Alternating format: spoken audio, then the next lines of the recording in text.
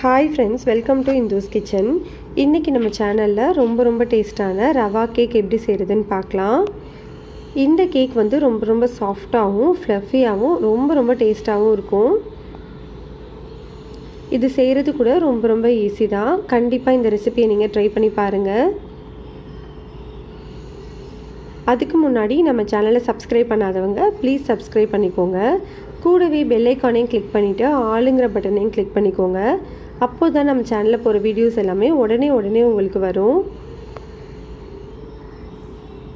First வந்து ஒரு mixie ஜாரில் 1 கப் அளவு ரவை எடுத்துக்கலாம். நான் இன்றைக்கி வறுக்காத ரவை தான் எடுத்திருக்கேன். நீங்கள் எந்த கப்பில் ரவை எடுக்கிறீங்களோ அதே கப்லேயே எல்லா பொருளையுமே மெஷர் பண்ணிக்கோங்க. அப்போது தான் நம்மளுக்கு மெஷர்மெண்ட்ஸ் வந்து பர்ஃபெக்டாக இருக்கும். இப்போ இதில் ஒரு 1/2 கப் அளவு சர்க்கரை சேர்த்துக்கலாம். 1/4 கப் அளவு நல்ல கெட்டியான தயிர் சேர்த்துக்கோங்க.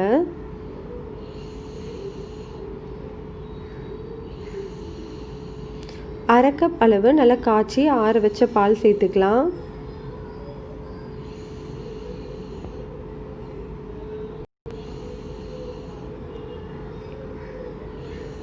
கால் கப்புக்கும் கொஞ்சம் குறைவாக எண்ணெய் சேர்த்துக்கலாம். எண்ணெய் வந்து வாசனை இல்லாத எண்ணெய் யூஸ் பண்ணிக்கோங்க. நான் இன்றைக்கி ரீஃபைண்ட் சன்ஃப்ளவர் ஆயில் எடுத்திருக்கேன். நீங்கள் வந்து பட்டர் சேர்க்குற மாதிரி இருந்தால் கூட நல்லா உருக்கிட்டு 1/4 கப்புக்கும் கொஞ்சம் குறைவாக சேர்த்துக்கோங்க. இதில் இப்போது ஒரு 1/2 டீஸ்பூன் அளவு ஏலக்காய் தூள் சேர்த்துக்கலாம். உங்ககிட்ட வெனிலா எசன்ஸ் இருந்துச்சுன்னா நீங்கள் அதை கூட 1/2 டீஸ்பூன் அளவு சேர்த்துக்கலாம். இப்போ இதை ஒரு 30 செகண்ட் நல்லா அரைச்சி எடுத்துகிட்டு வந்துடலாம்.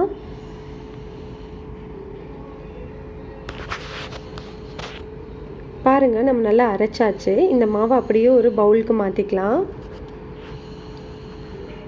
மாவோட கன்சிஸ்டன்சி இந்த மாதிரி தான் இருக்கும்.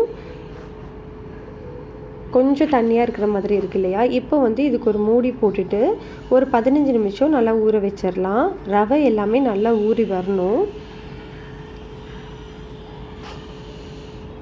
பாருங்கள், இப்போ 15 நிமிஷத்துக்கு அப்புறமா ரவை எல்லாமே நல்லா ஊறிட்டு மாவு வந்து கரெக்டான கன்சிஸ்டன்சிக்கு வந்துருச்சு. பாருங்கள், இப்படி தான் மாவோட கன்சிஸ்டன்சி இருக்கணும். இந்த டைமில் 1 டீஸ்பூன் அளவு பேக்கிங் பவுடர் சேர்த்துக்கோங்க. 1/4 டீஸ்பூன் அளவு பேக்கிங் சோடா சேர்த்துக்கோங்க. உங்ககிட்ட பேக்கிங் பவுடர் இல்லை அப்படின்னா 1/2 டீஸ்பூன் அளவு பேக்கிங் சோடாவே நீங்கள் சேர்த்துக்கலாம். இதை இந்த மாதிரி நல்லா மிக்ஸ் பண்ணி விட்டுருங்க.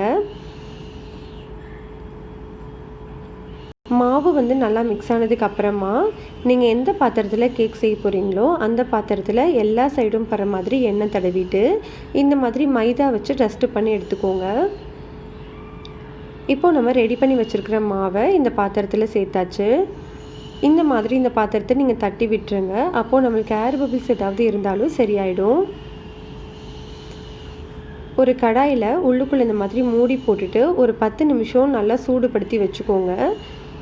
மீடியம் ஹீட்டில் வச்சு சூடுபடுத்திக்கோங்க. நல்ல சூடானதுக்கு அப்புறமா நம்ம வந்து ரெடி பண்ணி வச்சுருக்கிற கேக் பாத்திரத்தை உள்ளே வச்சிடலாம். இப்போ வந்து இதை லோ மீடியம் ஹீட்டில் வச்சு ஒரு 5 நிமிஷம் வந்து பேக் பண்ணிக்கோங்க. கேக் மேலே தூவுறதுக்கு இந்த மாதிரி பொடிச்ச பாதாம், முந்திரி, பிஸ்தா உங்களுக்கு எது பிடிக்குமோ அந்த நட்ஸ் எல்லாத்தையுமே எடுத்துக்கலாம். ஃபஸ்ட்டு 5 நிமிஷத்துக்கு அப்புறமா தான் நம்ம இதை சேர்க்கணும். ஏன் அப்படின்னா இந்த பாருங்கள் நல்லா உப்பெல்லாம் வந்திருக்கு இல்லையா? மாவு வந்து நல்லா எலும்பி இருக்குல்ல? இந்த டைமில் நம்ம சேர்த்தோன்னா தான் அது அப்படியே வந்து மேலேயே இருக்கும், இல்லைனா உள்ளுக்குள்ளே போயிடும். அதுக்காக தான் ஃபஸ்ட்டு 5 நிமிஷத்துக்கு அப்புறமா நம்ம இதை சேர்க்குறோம். இப்போ திரும்ப இதை மூடிட்டு லோ மீடியம் ஹீட்டில் வச்சு ஒரு 30 நிமிஷம் பேக் பண்ணிக்கலாம்.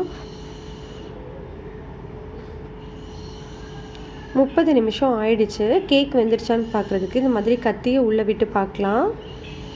பாருங்கள், கொஞ்சம் கூட ஒட்டாமல் வருது. இந்த டைமில் நம்ம கேக் பாத்திரத்தை வெளியில் எடுத்துடலாம்.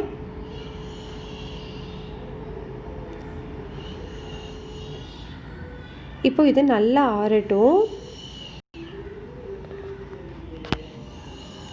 ஆறினதுக்கு அப்புறமா இந்த மாதிரி கத்தி வச்சு ஓரங்கள் எல்லாத்தையுமே ஸ்க்ராப் பண்ணி விட்டுருங்க.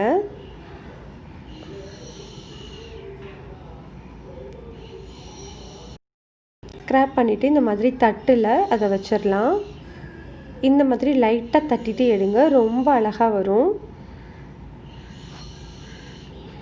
பாருங்கள், நம்மளுக்கு ரொம்ப ரொம்ப சூப்பரான சாஃப்டான ஃப்ளஃபியான ரவா கேக் ரெடி ஆகிடுச்சு.